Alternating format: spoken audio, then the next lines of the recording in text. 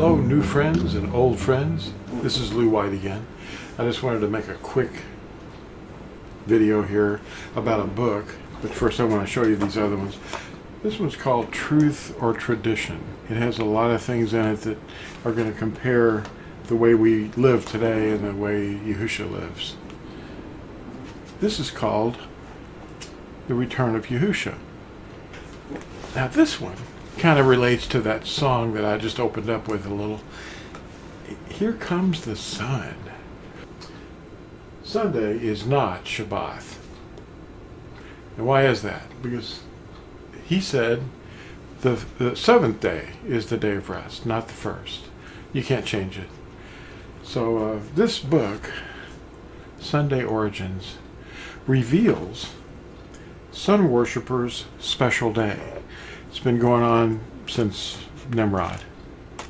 And on page 75, this book relates to the mark of the beast. I hope you can hear me. I'm going to read just part of this. Okay. The mark of the beast. It's a riddle that requires wisdom. There's a mark that identifies the behavior of buying and selling. Those not having the behavior of buying and selling don't have the mark because it's a riddle. We have to solve it or deduce who's who and what's what. Now, deduction is required to solve a riddle. You have to remove elements to reach a conclusion. A riddle openly conceals something that is stated, but it's not obvious. If the one solving the riddle does not have the specific information that's needed, they lack the wisdom to solve it. Samson posed a riddle at Judges 14, which could never be solved because he alone knew the allegorical components.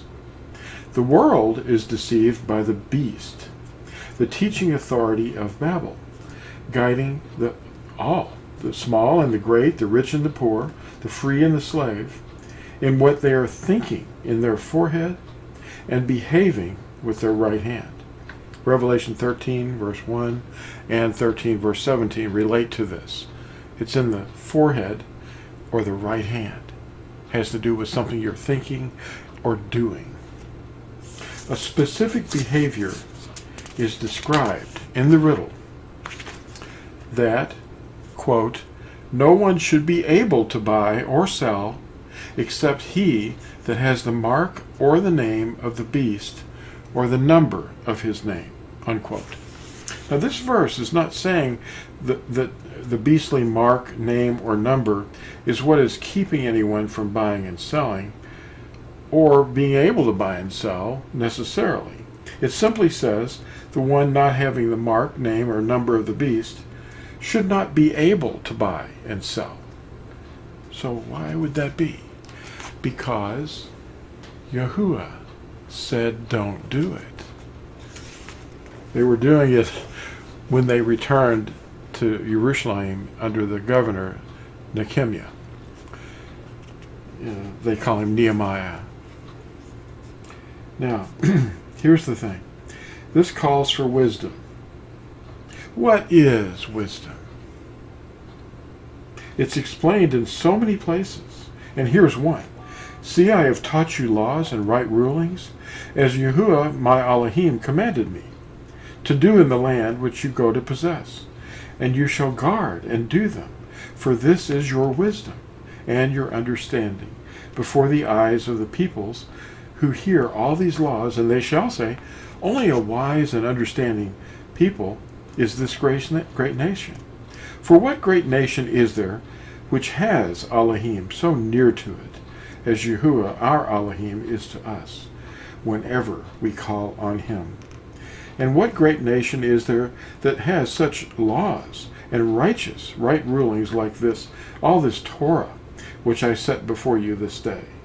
Only guard yourself and guard your life diligently, lest you forget the words your eyes have seen, and lest they turn aside from your heart all the days of your life, and you shall make them known to your children and your grandchildren. Now that's Deuteronomy 4, verses 4 through 9.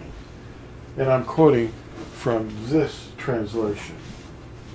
It's called the BYNV.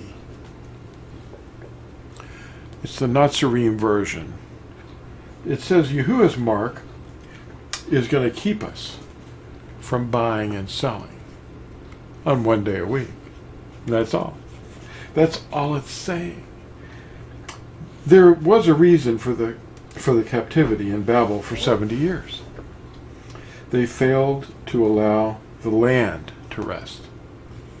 Then, after a remnant returned, they started to ignore resting on the seventh day, buying and selling with traders who came into the walls on Shabbat. Quote, and men of Seir dwelt there, bringing in fish and all kinds of goods, and sold them on the Shabbat to the children of Yehuda, and in Yerushalayim. Now that's Nehemiah chapter 13, verse 16. The sign or mark of the everlasting covenant is Shabbat. Only those obeying Yahuwah's 10 commandments have the wisdom to know how to recognize which day not to buy and sell.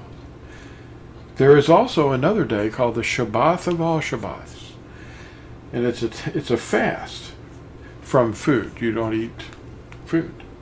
It's on the 10th day of the 7th moon, or the 7th month, the 10th day.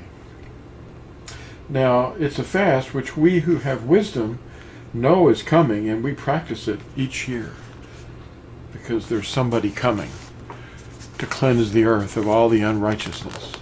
They're called reapers. And that's in another book, and we'll review that one maybe in a future video. Thanks for watching, and we'll talk to you all again soon.